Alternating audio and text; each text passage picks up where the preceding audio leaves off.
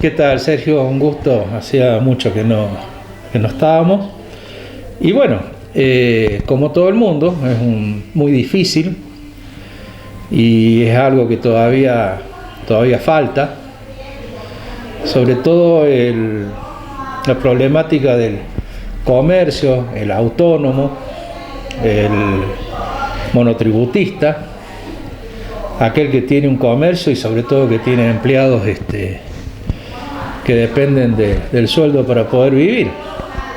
Y más en estas zonas que son netamente turísticas, el 95%, y al no recibir turismo, es lógico que se hace aún más cuesta arriba todavía. Bueno, esto realmente no se vivió ni aún en la década del 90, me acuerdo en el gobierno del doctor Carlos Menem, cuando era más barato estar veraneando en otro lado que estar en su casa, ¿no? Fueron 8 años muy duros, pero bueno, así tan drástico, ¿no es cierto?, que se corte el ingreso a una pyme, a un motor productor, sobre todo el turismo, porque el turismo es una industria más. Uh-huh. Y bueno, y hay mucha cantidad, miles de personas que dependen del turismo. O sea, esto es una cadena. Y esto recién puede, calculo yo, normalizarse a lo mejor en las épocas de diciembre. Imagínate, estamos hablando ahora, a principios de mayo, recién llevamos 50 días de restricción, ¿no es cierto?, de movilidad, lo que nos espera en estos 4 o 5 meses que todavía quedan. Desgraciadamente pueden quedar muchas pymes en el camino y después, bueno, reactivar va a ser más difícil todavía. Es cierto. Bueno, usted, igual que otras pymes o comercios, estuvieron más de un mes, obviamente que cerrados, y ahora, bueno, se le dio la posibilidad a través del COE y la municipalidad a una flexibilización, a una apertura de comercio con muchas restricciones, ¿no? Exactamente. Bueno, restricciones que hay que respetar, pero vuelvo a lo mismo. Son comercios, hotelería, cabañas, que dependen exclusivamente y únicamente del turismo. Por ejemplo, los negocios de artículos regionales, la venta de alfajores, como el caso mío, se vende a turistas únicamente. Entonces, ¿a qué nos va a llevar a las pymes? Y nos va a llevar a un endeudamiento que vamos a tener que hacer frente cuando Dios quiera se normalice para esta temporada. Claro, porque los gastos fijos hay que seguir pagándolos. Los gastos fijos hay que seguir pagándolos. O sea, todos los servicios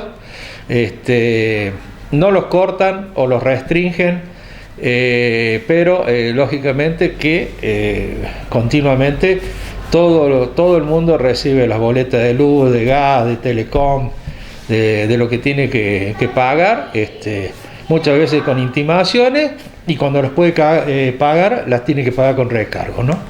Bofoni, ahora le pregunto, y le pregunto como ex intendente del pueblo, ¿no? ¿Cómo está viviendo esta situación? Y aparte ahora se agravó con la asamblea de los empleados, con las medidas de fuerza. Usted ya lo vivió mucho hace, ¿cuánto? Un año atrás. Bueno, a mí me tocó año 2018-2019, lógicamente con un 40 un 50% de inflación. A esto hay que sumarle ahora al gobierno de Fabricio el tema de la pandemia, el tema justamente de la inactividad de la localidad, del poco ingreso que tiene, y bueno, siempre las tasas municipales pasaron a ser el último eslabón de la cadena de pago. Yo creo que acá es muy difícil lo que le toca a Fabricio. Yo creo que tienen que buscar un punto de entendimiento y de comprensión entre la parte ejecutiva y el empleo municipal. El empleo municipal tiene que entender que va a ser muy difícil pagar los sueldos en tiempo y forma. Dado las recaudaciones bajas, dado que la coparticipación seguramente se ha achicado, porque el ingreso de la provincia también se ha achicado, Entonces yo creo que hay que tener un punto de inflexión y un punto de comprensión entre ambas partes para llegar a un acuerdo que no prevea las medidas de fuerza y que ojalá que el municipio pueda hacer frente, aunque sea pausadamente, al pago de los haberes dentro del mes, pero no dentro de un plazo, ¿no es cierto?, que a partir de ese plazo se origine el paro. Porque el paro, ¿a qué lleva? A tener que contratar a lo mejor servicios para recolectar los residuos, a otro tipo de erogaciones y a una situación que no es no es llevadera ni para el Ejecutivo, ni para el empleo municipal, ni para la sociedad de Capilla del Monte. En este momento todos estamos en una problemática económica, social, sanitaria que hay que comprender y que hay que tratar de llevar de la mejor manera posible entre todos juntos, ¿no? Yo le he hecho mucha nota, Gabriel, en su época con intendentes, ¿no? Y también otras funciones. Y más de una vez cuando los empleados municipales hacían esta medida de fuerza, en muchas ocasiones usted dijo, es un paro político o se politiza este tipo de medidas. ¿Y ahora? Yo no quiero creer que esto sea paro político, espero que no. No hay soluciones mágicas. No hay soluciones mágicas. Acá el municipio depende de lo que se recauda o de que se le gira por la coparticipación. Los sueldos son sueldos que yo siempre dije que estaban dentro de los mejores del Valle de Punilla.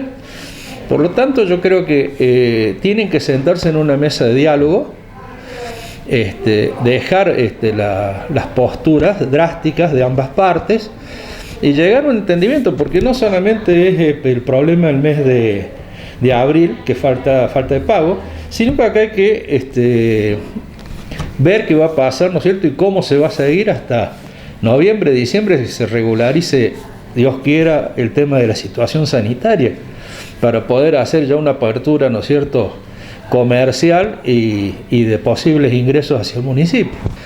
O sea, la recategorización que yo realicé prácticamente el 50% de los empleados que debían ser recategorizados.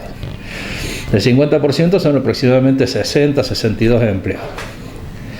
Yo realicé la recategorización dentro de lo que me permitía el presupuesto, de lo que me permitían la cantidad de categorías que estaban disponibles y, lógicamente, con la avisación del Tribunal de Cuentas.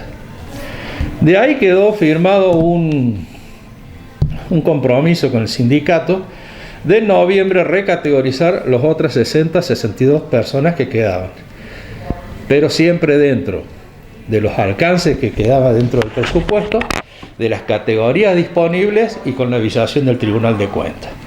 Acá pasó que en vez de recategorizar dentro del encuadramiento que yo te acabo de decir, las otras 62 personas, se recategorizaron 102, 103, a los que ya se le había dado categoría por mi parte, se les volvieron a dar más categorías, se excedió el presupuesto, no se visó en el Tribunal de Cuentas y no se respetaron los cupos.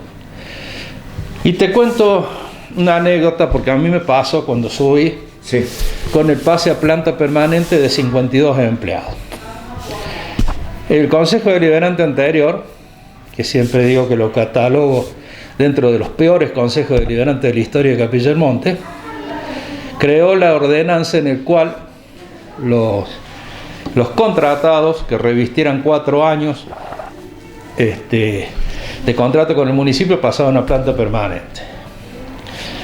Quedaron de pasar 52 empleados cuando se fue CES. Yo pasé únicamente 22 en el año 2017, en diciembre. ¿Por qué? Porque si pasaba los 52, excedía el presupuesto del año 2017 y no se podía cerrar el ejercicio. Por lo tanto, los otros 30 tuvieron que esperar hasta marzo que se aprobara el presupuesto 2018 y pasaron a planta. Ahí tuve que mandar una corrección después a esa ordenanza en el cual dijera que el pase a planta permanente era por 4 años ininterrumpidos y consecutivos. ¿Por qué? Porque hubo 2 casos de 2 personas contratadas que a los 6-7 meses pidieron, de acuerdo a la ordenanza que había creado ese consejo, el pase a planta permanente, porque habían trabajado en los años 90 y pico, 2 o 3 años en el municipio. Entonces, por eso te quiero decir, comparando esa actitud que tuve como intendente, respetando el presupuesto y posibilidad y disponibilidad, hubo que esperar para pasar. Acá las recategorizaciones tendrían que haber hecho lo mismo. O sea, completar las recategorizaciones que faltaban, pero dentro de lo que estaba acordado el presupuesto para eso. ¿Por qué piensa usted que Rodríguez hizo lo que hizo? Politiquería barata. Nada más. Sí. No se explica. Y más viniendo de un interino, que el interino está de paso, ese tipo de pase a planta permanente o recategorizaciones, por lo general, lo hacen los intendentes electos. Gabriel, gracias por atendernos.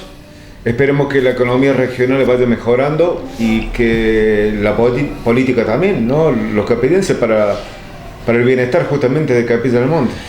Bueno, esperemos que todo pase lo más rápido posible y le pido a los empleados, al sindicato y al ejecutivo una mesa de diálogo, no solamente para zanjar el mes de abril que está en curso, sino para ver cómo se va a zanjar los meses que vienen.